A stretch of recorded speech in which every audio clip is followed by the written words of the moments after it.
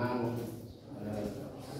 selama kurang lebih berapa, 1,5 tahun kita dilanda musibah yang memang mendunia di Indonesia, virus COVID-19, sehingga pengaruh efek negatif dari COVID ini memang merembah ke segala aspek kehidupan, termasuk kepada dunia kita. Jadi luar biasa lah dengan virus ini. Karena itu tentu kita bersyukur, sangat bersyukur bahwa mudah-mudahan COVID-19 segera hilang ya dari dunia ini, terutama di Indonesia. Dan sekarang kelihatan sudah mulai mereda. Nah ini tentu virus ini bisa saja kita asumsikan bahwa ini adalah peringatan kita harus bekerja, karena mungkin selama ini atau pada sini manusia sudah mulai jauh dari Allah, dari Sang Pencipta. Padahal sesungguhnya virus itu adalah makhluk Allah, buatan Allah yang digerakkan oleh Allah, yang dihilangkan juga oleh Allah. Sehingga kuncinya sebenarnya tidak perlu ribet-ribet. Kuncinya adalah bagaimana kita selalu mendekatkan atau terus mendekatkan Allah. Insya Allah.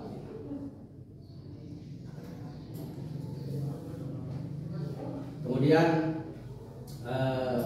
kalaupun mungkin sekarang sudah hilang, sudah mulai hilang, tapi waspada harus tetap dilakukan, ya. Waspada harus dilakukan, karena kewaspadaan adalah bagian dari ikhtiar, ya, bagian dari ikhtiar untuk supaya COVID ini tidak mengenal lagi, ya. Dengan cara apa? Ya tentu dengan cara mentaati prokes. Itu, karena ikhtiar adalah bagian yang disuruh oleh Allah. Kalau kemudian ada setelah ikhtiar masih kena juga, kita serahkan lagi. Gitu ya. Oke, hari ini adalah kita akan belajar tentang PKN ya, materi PKN. PKN yang seharusnya materi PKN ini kita materinya adalah tentang apa? Minggu yang lalu kita sudah memberikan videonya, ya. Mungkin yang mendengarkan atau yang melihat tentu sudah sedikit mengerti. Oke, tapi karena hari ini ada perubahan jadwal ya dari kurikulum, bahwa materi itu kita tunda dulu ya. Harus ada materi yang segera harus disampaikan kepada kalian, yaitu tentang anti korupsi. Nah, ini adalah suruhan dari KPK ya. Makanya ini ada guru khusus yang menyebut Bapak. Dan ini nanti akan dibawa ke KPK distorkan ya, seperti ini. Yang walaupun jujur memang mendadak ya. Mendadak harus dari baru saja tahu ya, mendadak sekali. Kalau tidak mendadak mungkin Bapak persiapan memang bagaimana alat peraganya dan sebagainya ya, secara video gitu kan lebih bagus. Tapi karena mendadak nggak apa-apa, kita apa adanya saja ya, kita apa adanya saja. Mungkin kenapa? Karena memang korupsi ini di Indonesia sudah sangat luar biasa ya, sudah mengena kepada setiap orang, terutama pada para pejabat kita, sehingga upaya-upaya tentang pencegahan korupsi dilakukan ya, kepada setiap orang juga, terutama pada orang-orang terpelajar ya, pada pelajar-pelajar, kepada generasi muda. Kenapa? Karena generasi muda adalah sebagai estafet kepemimpinan kita, ya kan? Sebagai calon-calon pemimpin. Nanti mungkin ada yang menjadi bupati, ada yang mungkin jadi anggota DPR, bahkan tidak menutup kemungkinan ada yang menjadi presiden. Siapa tahu nasib orang. Nah, dengan adanya pendidikan korupsi, mudah-mudahan kalian paham, gitu kan? Apa itu korupsi? Gitu kan? Paham betul. Karena korupsi adalah sebuah kejahatan, ya. Sebuah kejahatan, sebuah tindakan pidana yang digolongkan kepada kejahatan yang luar biasa, bukan kejahatan biasa. Makanya cara pemberantasannya pun kepada pelaku korupsi adalah khusus dilakukan oleh KPK, gitu ya. Nah itu makanya penting untuk diberikan pendidikan korupsi kepada pelajar-pelajar supaya nanti kalau kalian jadi punya jabatan tidak korupsi. Ya. Sekali lagi, kenapa ini penting? Karena korupsi adalah sebuah kejahatan yang luar biasa, ya. Sebuah kejahatan yang merugikan, yang menyengsarakan rakyat. Nah, pertanyaannya adalah, kalau begitu apa sih Pak korupsi itu? Apa itu korupsi? Ada yang sudah tahu? Barangkali kalian sudah pernah baca, ya. Ada yang sudah tahu? Kalau tidak, oke, Bapak silakan kamu tulis ya. Kalau memang tulis, tulis. Kita coba definisikan dulu tentang korupsi apa. Ya, apa itu korupsi? Oke, korupsi adalah setiap orang yang secara melawan hukum, setiap orang yang secara melawan hukum melakukan perbuatan memperkaya diri sendiri atau orang lain, tentu yang bukan haknya. Ya. Oke, ulang. Korupsi adalah setiap orang yang secara melawan hukum melakukan perbuatan memperkaya diri sendiri atau orang lain yang bukan haknya, ya. Yang bukan hak.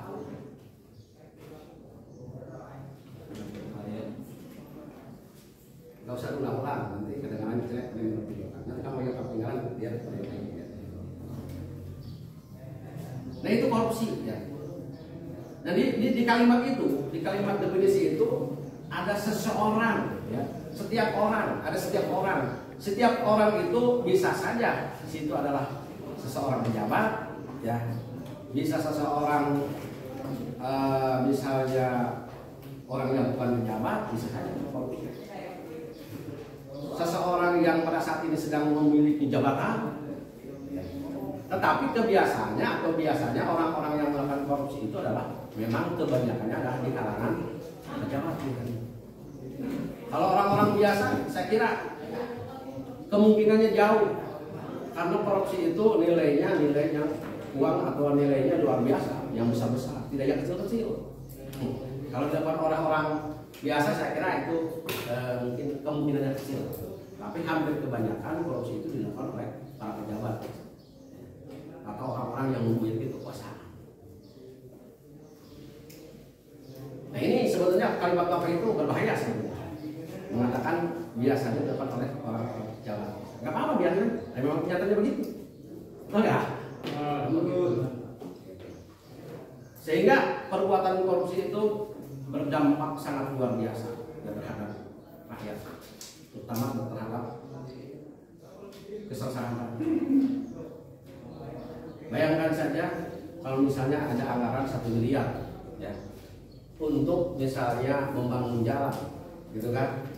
Lalu sementara jalan itu adalah kebutuhan umum, kebutuhan masyarakat, betul nggak?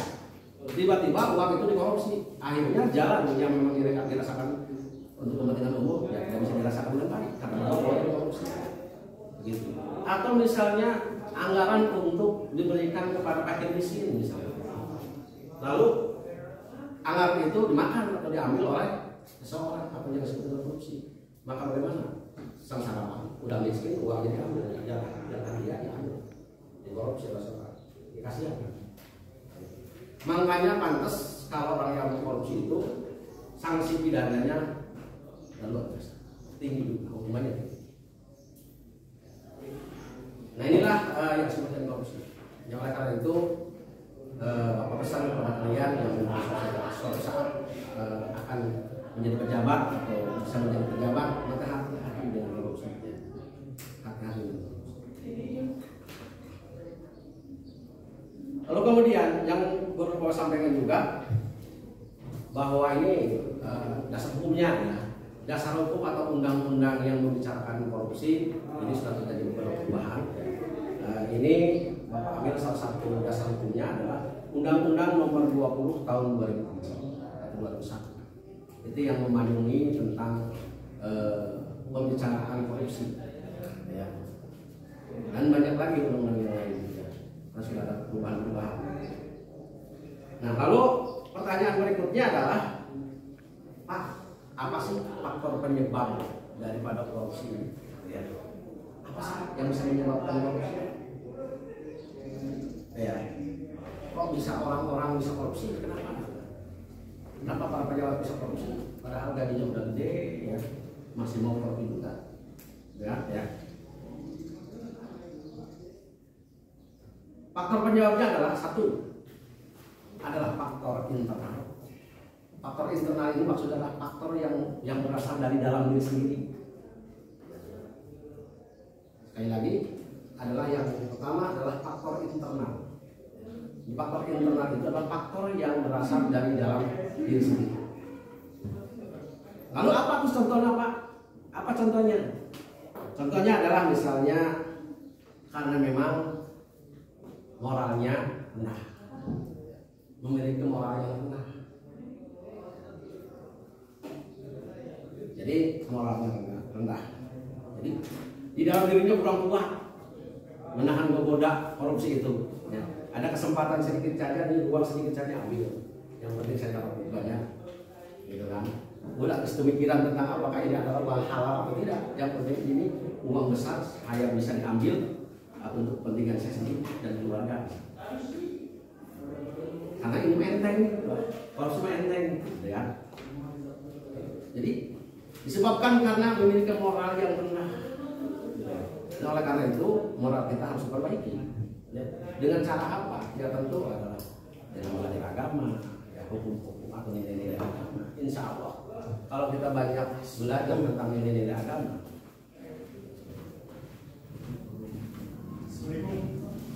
ya,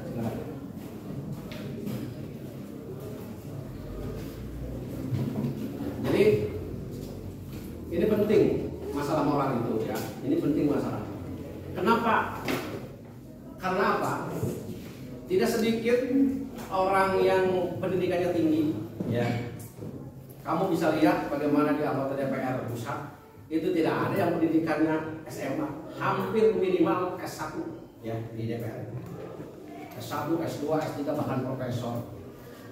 Tetapi apakah pendidikan itu terkait dengan berkorelasi dengan moral? Saya kira tidak pasti seperti itu. Dan buktinya untuk pendidikan tinggi, oke, justru malah pelaku-pelaku korupsi adalah orang-orang yang pendidikannya tinggi. Lalu kenapa orang pendidikannya tinggi malah justru korupsi? Ya tadi karena moralnya. Ya, moral. Makanya sekali lagi moral. Moral, akhlak adalah penting. Budi pekerti adalah penting. Untuk memasuki nilai-nilai itu tentu ada di nilai agama, ya, di pendidikan agama. Kamu harus sudah belajar menggali-gali tentang agama, ayat-ayat, hadis-hadis, ya, supaya kamu paham mana yang dilarang, mana yang dibolehkan, gitu kan? Jadi sekali lagi faktor internal, di antaranya yang termasuk faktor dari dalam adalah karena moral. Yang kedua apa? Karena mempunyai karakter tamak. Tahu tamak? Rakus. Tahu rakus? Ya. Jadi mempunyai karakter tamak, rakus. Gitu kan? Yang masih sama rakus. Anu rakus teh segala hayang ku aing. Segala hayang jeung urang. Segala jeung saya, buat saya. Hak batur buat saya. Apalagi hak kita. Gitu ya. Jadi itu rakus. Tamak, gitu ya. Namun dinamakan masa garabes dan haram karena akan enak, ya kan, gitu kan. Kemudian faktor yang masih dari dalam juga adalah gaya hidup, ya, gaya hidup yang konsumtif. Tahu gaya hidup yang konsumtif? Jadi gaya hidup yang konsumtif itu adalah segala yang dibeli, segala yang dibeli, namun dia bisa dibeli, gitu ya, dimakan, dibeli. tanpa mengimbangi pendapatan. Gitu ya. Pan urang mah barang beli teh nya nu mahal teh mun barang beli mahal duit ngukur heula kana pendapatan urang nya. Pendapatan urang sapersa ieu kira kok kuring kudu ngaluarkeun anu di luar sahandapkeun esa urang pendapatan. Gitu ya. Jadi kalau urang teh kudu berhitung lamun mau membeli itu. Lamun saya mau beli ieu teh ulah sampai lebih tinggi dari pendapatan, bahaya. Ya, bahaya. Betul gitu. Betul gitu. Jangan membeli yang mahal kalau pendapatannya rendah, maksud Bapak gitu, ya. Jadi harus berhitung. Jadi gaya hidup konsumsi itu membahayakan. Orang-orang korupsi itu biasanya adalah karena dia itu punya gaya hidup yang luar biasa, gaya hidup yang tinggi, ya. Sehingga segala ini dibeli sementara duit tidak ada. Nu air ramah, yang duit anu enteng. Itu dengan cara korupsi, kalau ada kesempatan kan gitu. Jadi gaya hidup konsumtif itu juga ada faktor. Ya. Nah kemudian berikutnya adalah faktor eksternal, ya. Disebabkan karena faktor eksternal. Faktor eksternal itu adalah faktor dari luar, ya, dari luar. Apa yang termasuk pada faktor eksternal dari luar adalah satu hukum, karena hukum. Jadi maksudnya apa? Hukum di sini kok masuk pada faktor eksternal? Nah karena apa? Karena hukum di kita itu kadang-kadang di dalam pelaksanaannya tidak adil. Kamu mungkin pernah mendengar kata-kata hukum di Indonesia mah tumpul ke atas, tajam ke bawah. Ya. Pernah mendengar kalimat itu? Jadi hukum di kita itu begitu. Jadi tumpul ke atas, tajam ke bawah. Ini maksudnya lamun anu berbuat jahatnya anak pejabat atau pejabat sendiri yang punya backing kuat, aturan hukuman dari perbuatan dihukum 1 tahun karena punya alat penyebabnya, gitu kan? Maka hukumannya harus 10 tahun bisa jadi 5 tahun. Gitu loh. Ya. Karena apa? Karena dia punya duit, disogok. Polisinya, jaksanya, hakimnya, semua jaringan-jaringan yang menentukan hukum itu disogok. Sehingga hukum yang seharusnya itu jadi 5 tahun. Seharusnya mah kan namun 10 tahun ya 10 tahun. Karena pelakunya adalah pejabat, pelakunya siapa saja harus dihukum 10 tahun. Kalau memang seharusnya 10 tahun. Beda dengan lamun pelakunya masyarakat biasa, nuletik, nya maling hayam bae ke kanyahoan masyarakat dihukum 3 bulan. Misalnya ya, misalnya hukum tajem mereka masyarakat itu nama masyarakat itu nama sampai kira akhirnya kan masyarakat itu nurut wae. Tapi anu korupsi miliaran malah dihukumnya juga sama, misalnya 3 bulan, panjang. Ya, enggak adil. Karena maling hayamna anak pejabat, hiji maling hayamna anak biasa, orang biasa, anu hiji mah 3 bulan bener. Aing anak pejabat mah ternyata bebas, tidak adil. Padahal maling hayam sama. Jadi itulah hukum kita. Jadi di hukum kita intinya bahwa memang belum sampai kepada keadilan. Makanya itulah yang menyebabkan faktor korupsi, karena hukumnya tidak adil, sehingga pelaku korupsi itu tidak jerah, ya tidak jerah, karena berpikir bahwa saya mah korupsi miliar mah tenang kayak kita hukuman aja masa miliar, cowok hakim jaksa polisi gitu kan. Jadi enteng banget mengurangi hukuman itu, gitu kan, sehingga para koruptor itu terjerat-jerat dan ngerasa kembali lah kalau lagi gitu kan, disogok kayak mati dulu gitu kan. Jadi enggak, coba lamun benar-benar ketat hukumnya, reksa apa yang berbuat korupsi, hukum dengan semaksimal mungkin gitu kan, jangan mau disogok-sogok dari lain. Jadi karena hukumnya lembek lah, lemah, maka koruptor tidak jerat. Masih ada saja. Ya. Lalu kemudian faktor eksternal adalah karena politik. Karena faktor politik. Jadi penyebab terjadinya korupsi itu adalah karena faktor politik. Karena faktor politik di sini maksudnya adalah monopoli kekuasaan, ya, karena ada monopoli kekuasaan. Contoh, ya, zaman dulu, zaman Orde Baru, ya, zaman Pak Harto. Nah itu zaman Pak Harto itu korupsi itu sebetulnya sudah terjadi, ya, sudah terjadi. Cuman karena memang pada saat itu KPK-nya belum ada, ya, jadi yang korupsi itu tidak tahu, susah ditahu. Dan biasanya monopoli kekuasaan itu adalah mempermudah untuk terjadinya korupsi. Misalnya monopoli kekuasaan begini nih, presidennya misalnya Bapak Na, ya, kemudian kadierna gubernurna misalnya anaknya, itu. Kamu pak tidak kadir cucunya, ya, kemudian misalnya di Kapolrinya mas saudaranya, dari angkatan daratnya misalnya dari tentaranya saudaranya, gitu ya. Pengawasnya nelayan menjaga keuangan masih saudaranya. Ya jaringannya sudah dikuasai, gimana mau ketahuan korupsi? Betul enggak? Ini sudah, kan gitu. Jadi kekuasaan di lingkungan pemerintahan itu sudah dikuasai oleh saudaranya. Sehingga bagaimana bisa ketahuan korupsi? Namun ketahuan oke, kalau misalnya ketahuan oleh BPK, ya, oleh KPK, ini korupsi itu, ini, gitu kan? Datang ke KPK, nah memang saudara juga, akhirnya tidak bisa diperiksa, gitu kan? Termasuk polisinya juga. Maka polisi lagi, Kapolda lagi ada dulu saya, gitu kan? Kapolres lagi ada dulu saya, Kapolri juga dulu saya, nangkap kumah, dulu kan? Ya, nah itu. Jadi faktor kekuasaan, dominasi kekuasaan. Kemudian faktor eksternal adalah faktor sosial, ya, faktor sosial masyarakat.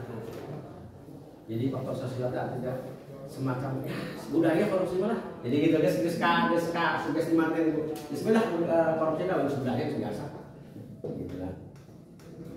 Heran, padahal bukan masalah biasa ya, korupsi itu kan jangan dibudayakan. Jadi budaya korupsi sudah dianggap sudah biasa. Yang seharusnya jangan dibudayakan, kalau korupsi mah harus dibahas, kan gitu ya. Inilah faktor yang datangnya dari luar atau eksternal, faktor penyebab terjadinya korupsi. Paham? Kira-kira paham? Lalu Bapak tanya, apakah korupsi itu kalau memang korupsi adalah tindakan kejahatan yang luar biasa, harus dibiarkan atau harus dibasmi? Harus dibasmi, ya. Harus dihabisi korupsi. Jadi jangan dibiarkan. Nah lalu kalau memang harus dibasmi, pertanyaannya adalah upaya-upaya apa saja yang dilakukan oleh pemerintah dalam hal ini dalam memberantas korupsi. Dan ya, jadi tindakan kumaha untuk pemerintah yang mengatasi korupsi teh, termasuk tindakan dari kita sendiri, dari masyarakat, kudu kumaha aja, gitu kan, terhadap korupsi itu, kan gitu. Ya, pertanyaannya. Nah jawabannya adalah upaya-upaya yang dilakukan oleh pemerintah dalam mengatasi korupsi itu adalah yang pertama, kembangkan budaya anti korupsi. Itu upaya pemerintah. Jadi kembangkan budaya anti korupsi. Caranya kumaha? Caranya bikin pamflet korupsi adalah kejahatan luar biasa. Oleh karena itu, yang korupsi harus dihukum yang seberat-beratnya, terus gaungkan terus. Jadi gaungkan tentang korupsi itu adalah kejahatan. Jangan dibiarkan aja, gitu ya. Jangan dibiarkan aja. Itu program itu dibikin oleh pemerintah. Kembangkan budaya anti korupsi. Termasuk Bapak nih sekarang. Ini sekarang Bapak sedang mengembangkan budaya anti korupsi. Ngomong dengan kamu itu, memberikan pelajaran korupsi kepada kamu. Bapak itu sedang mengembangkan budaya anti korupsi. Kamu juga begitu sama. Dengan teman, dengan keluarga, ya. Misalnya ayo Bapak jadi pejabat, misalnya. Ada Bapak mah, Bapak pejabat, gitu ya. Neng mah gitu kan. Dede mah Paul bapak sing kalimat korupsi, dasar Pak Edi ada korupsi teh kejahatan yang luar biasa Pak, harus Pak. Ingatkan, ya, maksudnya mengingatkan kepada keluarga kita. Bising dia ayah bapaknya pejabat atau kakaknya pejabat atau siapa aja pejabat di keluarga kita, ingatkan, gitu ya. Halo. Siap. Mana? Kan kalau begitu mah kalau di saya justru memperhatikan omongan gitu. Biarkan aja. Mau sendiri kan. Jadi cuekin aja. Salam. Hai. Siap. Bosan ya? Nah itu ya, jadi kembangkan budaya anti korupsi. Lalu berikutnya apa lagi? Kembangkan budaya malu, ya, budaya malu, tahu, budaya malu, ya. Jadi belum balik zaman ayeuna mah hanya arek ngalakokeun kebenaran malu, arek ngalakokeun kesalahan, kayak punya malu, ya, gitu. Seperti gini, seperti dulu pernah terjadi, ya. Dulu orang mau dikerudung itu, muslim yang istri muslim yang mau dikerudung itu dulu malu. Dulu malu, yang dikerudung malu, gitu ya. Padahal dikerudung teh wajib, kewajiban seorang muslim yang sudah dewasa mah, ya.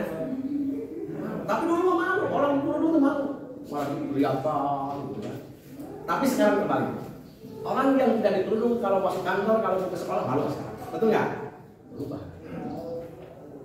Jadi dulu anu tuh dikerudung teh bukan mau, padahal dulu mau, nggak kewajiban gitu.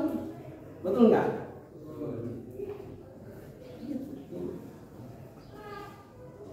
Sekarang pakai topi aja. Nih, bapak pakai topi, dulu pernah pakai topi. Kalau pakai topi pasti malu. Kalian malu yang belum biasa. Padahal topi itu bukan persoalannya untuk jamaah sholat tapi ini adalah sunnah, pakaian sunnah. Jangan bapak itu pakai jalan, sekarang pakai jalan. Kenapa harus malu? Padahal itu sunnah Rasulullah. Bayangkan setiap hari dapat sunnah, dapat pahala. Kenapa harus tidak dipelihara? Gak usah. Kalau ada yang meledek, udah jangan dihiraukan. Kalau ada yang meledek, biarkan. Kalau kita biarkan tidak marah, tidak apa, berarti pahala lagi. Pahala. Ya. Jadi pahala di terayangan, ya, ulang malah dijauhkan. Dan jelas mah pahala yang berkala. Ai pahala nu ngaluarkeun kesan tarayangannya, ai pahala anu teu capek teh tarayangan. Ai pahala dunia nu tarayangannya. Kan gitu. Betul ya? Padahal sunnah-sunnah itu salat sunnah itu pahala. Seripingan ya, seripingan itu mendapatkan pahala itu sebagai bekal ya di kehidupan yang akan datang. Jadi jangan dibalik-balik. Ya, jangan dibalik-balik alurnya malu tidak malu, ayo alurnya tidak malu jadi malu. Jangan dibalik-balik. Sekarang sudah dunia ini sudah kembali. Terutama di kota-kota besar. Ya kayak artis-artis kan begitu.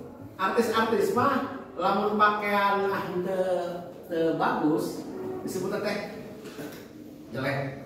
Sok si Ipan Gunawan yang menilai artisnya, tapi lalu pakai resepsi langsung pakai bagus. Tapi lalu dikerudung rapi, ini kurang ini saja, gitu kan? Ini dibalik-balik sekarang. Di kalangan artis kadang-kadang dibalik-balik. Mengasuh harusnya malu, tidak malu. Kadang-kadang aib sendiri di mukanya, dibeberkan hanya untuk popularitas dirinya, kan? Berani mengorbankan aib, kan gitu lah di kalangan semuanya. Aib mah yang terkenal. Aib-aib dibuka apa itu supaya terkenal. Jadi itulah budaya malu ya. Jadi budaya malu itu harus terus digalakan di kalangan masyarakat. Lalu apalagi upaya yang harus dilakukan oleh pemerintah dalam mencegah anti korupsi? Pendidikan anti korupsi. Nah, itu kan. Jadi pendidikan anti korupsi itu harus diberikan di sekolah itu, terutama dari sejak kelas SMA lah, SMTA ya. Kalau SMP mah terlalu rumit kalau memahami tentang korupsi kan. Tapi kalau tingkat SLTA insya Allah bisa dicerna. Nah ini pendidikan anti korupsi itu harus terus diberikan. Ya. di setiap lingkungan, ya. Apakah di lembaga-lembaga pemerintah, di lembaga-lembaga sosial, di organisasi-organisasi yang lain, di sekolah, itu harus terus dikembangkan tentang pendidikan anti korupsi supaya ngerti, ya. Betul, ya. Kemudian membangun sistem, ya. Membangun sistem perundang-undangan yang bagus, ya. Jadi maksudnya perundang-undangan tentang anti korupsi itu memang harus dibikin secara bagus, jangan asal-asalan, gitu ya. Jadi harus jelas.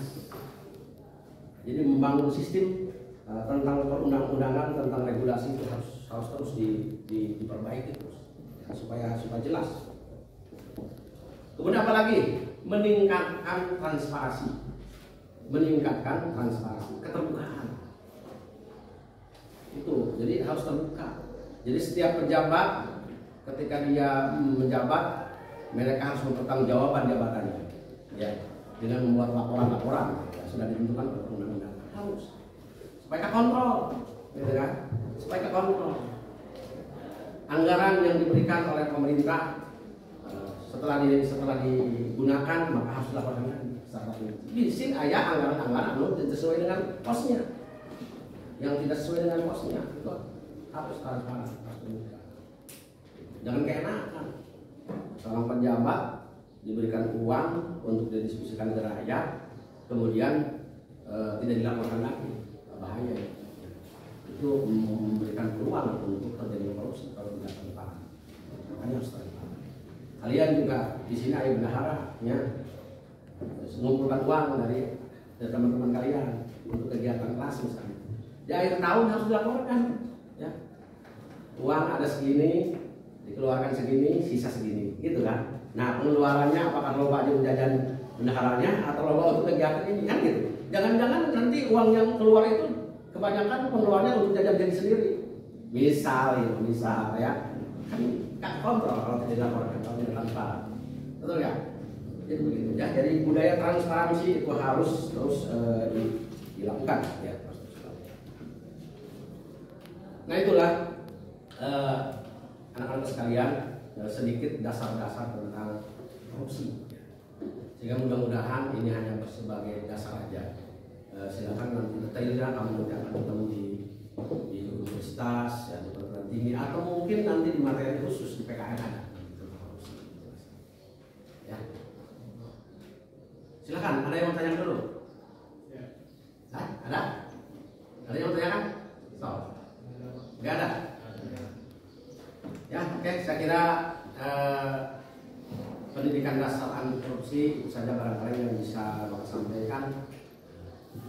Insya Allah mudah-mudahan ini bermanfaat, ya, buat kamu nanti terus dikuatkan, untuk terus dikembangkan pelajaran, sehingga kalian tidak terjebak, ya, dengan hal-hal yang membahayakan diri kita sendiri. Oke, saya kira saja mungkin yang bisa saya sampaikan. Terima kasih atas segala perhatian. Billahi taufiq wal hidayah. Wassalamualaikum warahmatullahi wabarakatuh. Waalaikumsalam.